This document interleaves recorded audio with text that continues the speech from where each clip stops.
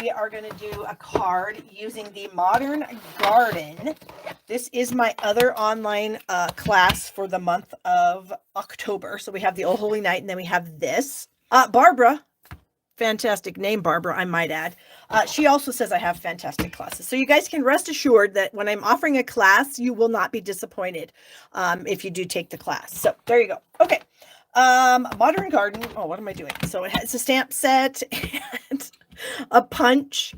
This is the bundle, and so the class is based on the bundle. We are also using the Garden Walk Designer Series paper, and I am almost out of this. Thank goodness. I just ordered another package of this a couple days ago, and I think it actually shipped. So there you go. And I didn't expedite it or anything. So you get a lot of fantastic patterns in here. A lot of very florally patterns, and then of course the neutrally patterns on the back, which I can't decide which patterns I like better. I love the florals, like this piece here, even though Wildweed is not my favorite color. I'm not going to lie. It's not my favorite. I don't hate it, but it's not my favorite. But this piece of paper right here, there is just something about it that I love. I love this piece of paper, and I could just make cards all day long with just this one piece of paper. It's my favorite. So here are the pieces and parts for our project today. So I'm starting with a Pretty Peacock base. This is a 4 1/4 by 5 1/2. So it's a quarter sheet of cardstock. I then have a 2 1/2 by 5 3/8 inch piece of this pattern of that Designer Series paper that I'm going to stick right here in the middle. Okay. And then I have a 4 3/4 by 7 inch piece of Lost Lagoon, and I have simply folded that in half to make a just a smaller card. So it's like a card on a card. A super simple layout. You can do this with multiple Designer Series papers. Yeah, just pick a pack of Designer Series paper and just go with it. Because this is a great layout that works for multiple Designer Series papers. I mean, honestly, it probably works with every Designer Series paper package. You can find 2 patterns that go together and then do what I'm going to do. Oh my gosh, get up there. Okay, I think we sort of have it here. We've got our little card on a card here, and then I have another piece of the Designer Series paper. I've got this pattern here because I want to use this side. So this is 3 3/8 by 4 1/2, and I'm going to cut this into 1 1/2 inch strips. So I've got a 1 1/2 right there, and then another 1 1/2, and that'll be the entire thing. Okay, so I'm going to keep them in order. I'm telling you to keep them in order just in case your paper has a definite pattern to it. Like this doesn't really have a pattern to it, but if I flipped this over, it definitely would have a pattern. You can see how then this is kind of like a puzzle, keeping the pieces together. So you want to keep your pieces together, and then we're going to add those to this piece here. So I'm going to start with this one. Add a little bit of glue on it.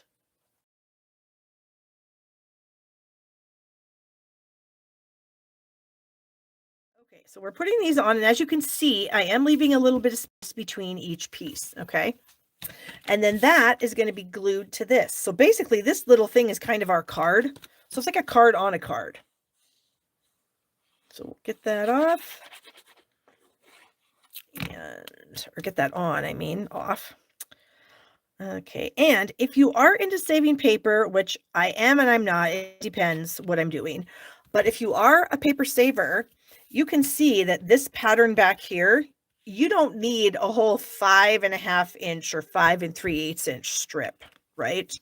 So you could just make little 2 1/2 inch by 1 inch pieces and just put them on the ends, and then it would totally cover that up. So you wouldn't have to do what I did. You wouldn't have to put that whole strip down if you were trying to conserve paper and maybe make, multiple cards of this exact same pattern. You could definitely reserve or save your paper doing it that way. Okay, so now I am going to get myself one of these little labels with our punch here. Oops, I went outside the lines. That's not going to work. Maybe this piece of paper isn't wide enough. Ooh, it might just be barely wide enough. Look at that, barely wide enough. Okay, so I am now going to bring in a foam mat because the stamp set that I'm going to be working with is a photopolymer stamp set. So therefore, I feel like it requires a foam mat. And I have some wild wheat ink here. And I'm going to stamp my sentiment in wild wheat. This is the one of the sentiments in the stamp set. It says, "It's your birthday."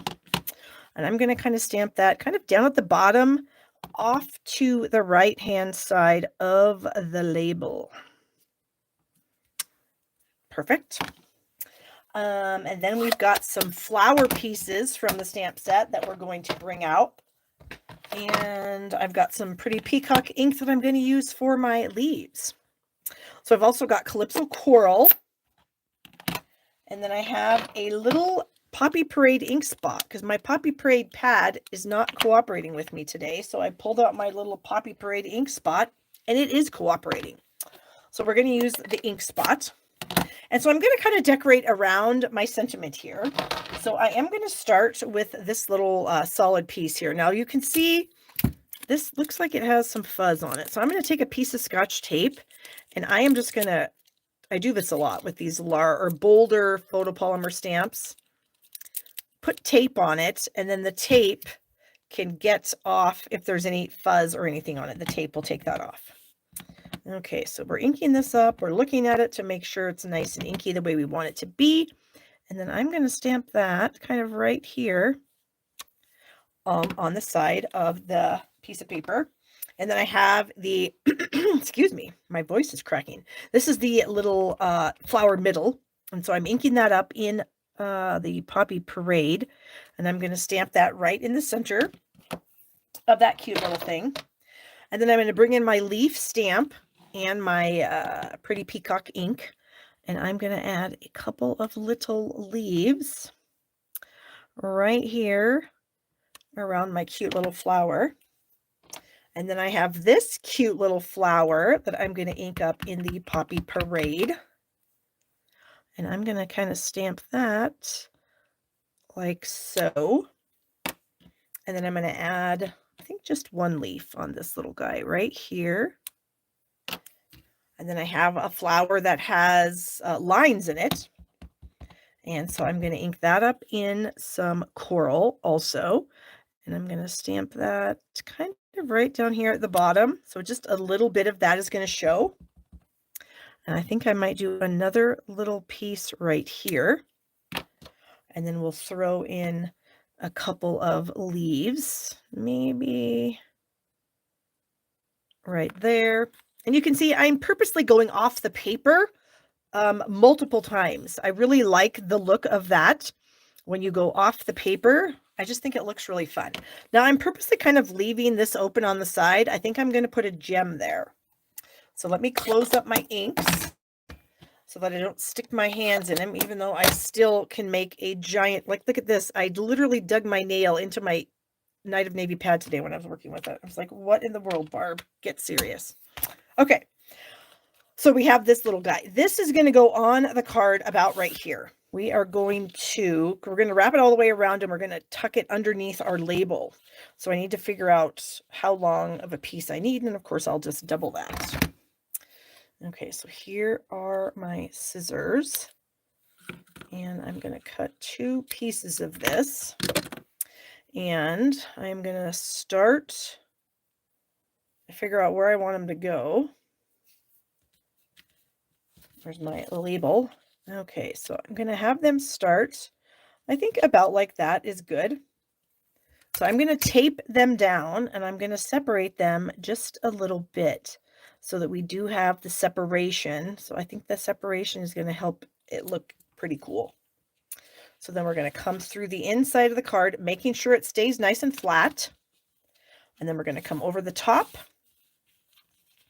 and we're going to pull these tight down to the other pieces. Okay. And again, I need to find out where am I putting this so I know where I can cut these off. Okay. So I think I'm going to cut that in half. That's my teeth. I know, that's probably really gross, and nobody wants to know that I did that. But I just did. I'm not above using my teeth, even though, here's a funny little story. Well, I guess it's not really funny. My brother always yells at me when I use my teeth to do anything. He always yells at me and says, teeth are not a tool, Barbara. Even still, that we're grown people, he yells at me. And he's not wrong. Teeth are not tools, and he's right to yell at me. But it just makes me laugh. Okay, I'm going to put one dimensional there. And then I'm going to put two over here. I'm going to stick that on here again, and I'm going to look at it. Okay. Oh, you know what? You have to peel the backings off the dimensionals, or guess what? They don't stick. So there we have that. Now we need to bring in our gems. We're going to do what I normally do, and I just kind of gently lay the gems on there. I don't smash them down, so that if I decide that I want to take them off, I can. What do you guys think? Do you think the pink gems look okay? You know, actually, as I'm looking at it, I don't hate it. I honestly don't. We're going to now do an inside layer. So the inside layer, I can't remember what it measures. Hold on, let me get a ruler. The inside layer is 3 1/4 by 4 1/2.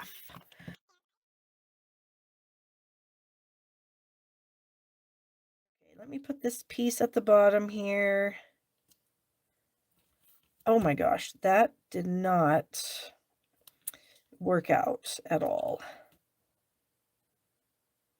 Okay, now we're going to snip the ends of this off because this was way too long. This is about 3/4 of an inch. Is that what it is? 5/8. It just happened to be the strip that was left from me cutting some of this off. And since we did not smash these down, they should come off very easily. I do that on purpose because I like to look at stuff first. You know, sometimes you just don't know what's going to look good and what's going to look bad. So we're going to take those off and we're going to try the gold.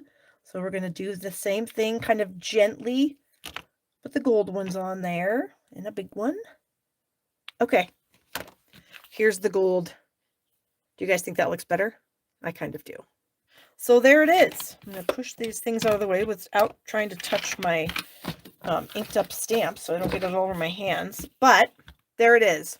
So here's our fun little fun fold here with our fabulous garden walk papers. Now this is not one of the cards that's in the class. This would be like a bonus card for you guys. So if you decide you want to take the class, then you already have another extra bonus card here. And then here's my other card. Yay! So I'm really happy about this. Remember, this is one of the cards you will be making in my class if you decide to take it. Link is in the description. This is my other class. And I want to thank you guys for watching, for putting up with me, for sharing the video like you always do, for giving me a thumbs up, for commenting, for helping me decide how to put all these things together. I appreciate that very much. Thank you to everyone who watches the replay, because I know a lot of you guys watch the replay, and I appreciate that also.